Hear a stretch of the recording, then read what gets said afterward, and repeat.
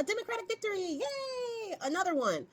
So Adelita Guialva won her special election in Arizona's 7th district. Now, this was a district that was heavily blue, and the seat was previously held by her father, Raul Grijalva, who passed away from cancer earlier in the year. So his seat was under special election. Adelita Guialva won the primary for that seat, and then she just won the election on Tuesday. So this does a few things. This narrows the lead even more that Republicans have in the House. Right now, it is 219 to 214 with Republicans up, but they still have 2 vacant seats that still need to be filled. So that lead can shrink even more. And the more that lead shrinks, the harder Mike Johnson's life is, which makes me personally happy. But this also does something else. That discharge petition only needed 1 more vote to pass. And Adelita Guialva already said that as soon as she is sworn in, her first order of business is to sign the petition. So with her signature, they are 1 step closer to forcing a resolution to the floor to make the DOJ give them and release everything that they have on the E-Man case, which Bone Spurs has already called a hostile act,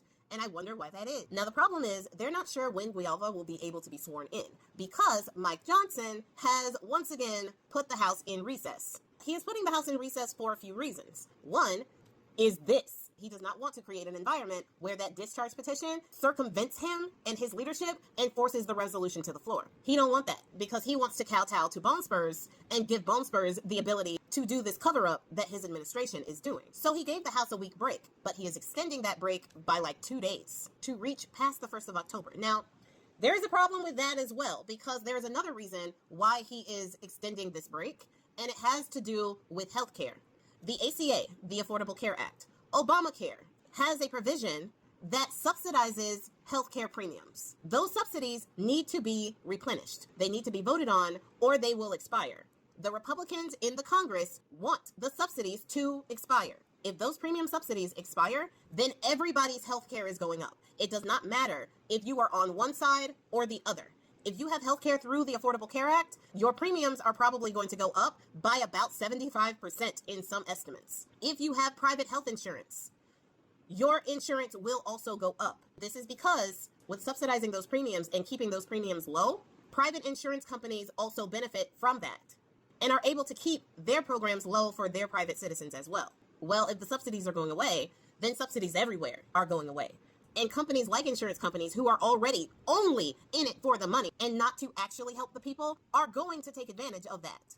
And they're going to heighten their premiums as well. Mike Johnson does not want to have a vote on these healthcare premiums. They passed the stopgap resolution, but it didn't pass the House. Mike Johnson is like, hey, we did our job. We passed that resolution and there's nothing more that we can do.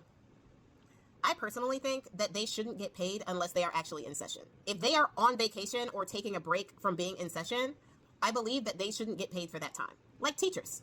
If teachers are not teaching school, they don't get paid. I feel that the Congress should be the same way.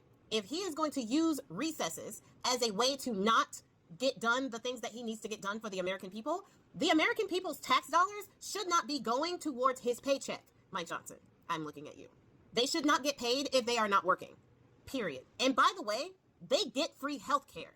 So they are taking advantage of socialized programs for themselves in the Congress, but they want everybody else to pay higher premiums for their health care. Just putting that out there. But this is another reason why what Mike Johnson is doing is so diabolical. The government is set to shut down on the 1st of October. And Mike Johnson has already said that he is not bringing the House back into session until after the 1st of October. So he is ensuring that the government shut down. And Bone Spurs has already said that if the government shuts down, then other government agencies should expect layoffs and furloughs. And this all because they don't want to provide health care for the people. The party of pro-life, the party that cares so much about life that they would force a 10-year-old to have it, but then they wouldn't give that 10-year-old health care that's affordable.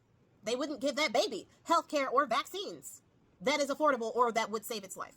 They don't care about life. And I really wish that people would stop believing that lie, because that is exactly what it is. It's a lie. They don't care about life. They just care about forcing you to have one.